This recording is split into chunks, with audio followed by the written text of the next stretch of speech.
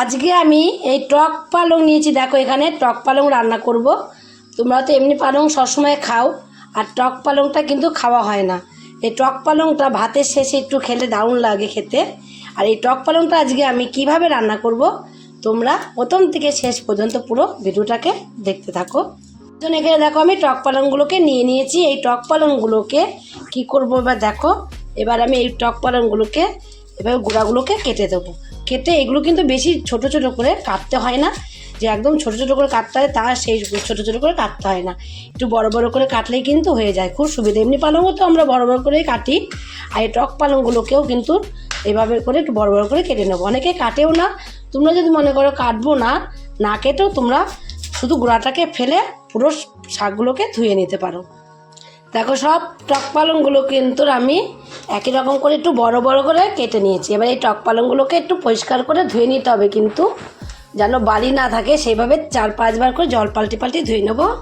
ওইদিকে আমি পালং শাকগুলোকে টক পালং শাকগুলোকে ধুয়ে নিয়েছি। ধুয়ে নিয়ে গ্যাসে একটা কড়াই বসিয়ে দিয়েছি। কড়াইতে অল্প একটু জল দিয়ে দিয়েছি, জলটা বেশি পড়ে গেল, জলটা একটু কমিয়ে নিলাম। অল্প একটু জল দিয়ে দিয়েছি। এই জলটাকে তো হালকা গরম না হলেও হবে, এবার জলটার মধ্যে দিয়ে দেবো। দেখো এখানে আমি অল্প করে একটু বেগুন কেটে নিয়েছি, বেগুনটাকে দিয়ে দেবো। তোমরা যদি মনে করো বেগুনটা দেবো না, না দিলেও পারো, বাদ দিয়ে দিতে পারো। টক পালংগুলোকে ধুয়ে রেখে দিয়েছিলাম, সেই টক পালংগুলোকে দিয়ে দেবো। সব টক পালংগুলোকে দিয়ে দিয়েছি। এবার সামান্য অল্প একটু লবণ দিয়ে দেবো। অল্প একটু লবণ দিয়ে ঢাকা দিয়ে রেখে দেবো কিছুটা সময়, তাহলে দেখবে খুব সুন্দরভাবে টক পালংগুলো কিন্তু মজে যাবে। কিছুক্ষণ পর ঢাকনাটাকে আমি নামিয়ে দেবো।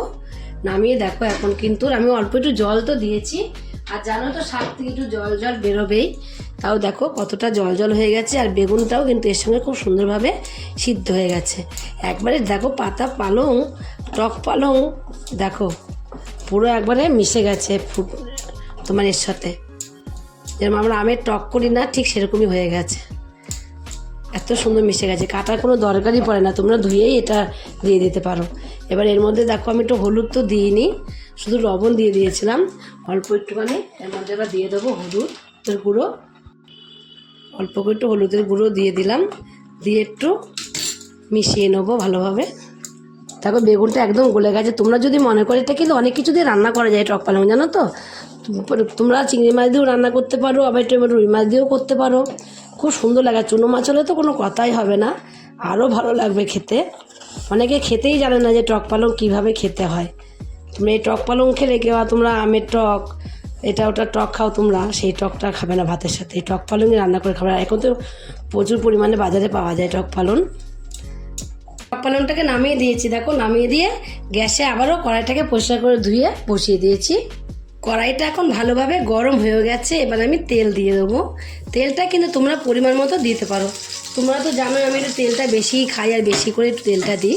তোমরা যে যেরকম তেল খাবে ঠিক সেরকম তেলটা দিয়ে দেবে। তেলটা গরম হয়ে গেলে দিয়ে দেবো এর মধ্যে দেখো দুটো শুকনো লঙ্কাকে আমি চিড়ে নিয়েছি, শুধু দুটো শুকনো লঙ্কাই এর মধ্যে দিয়ে দেবো।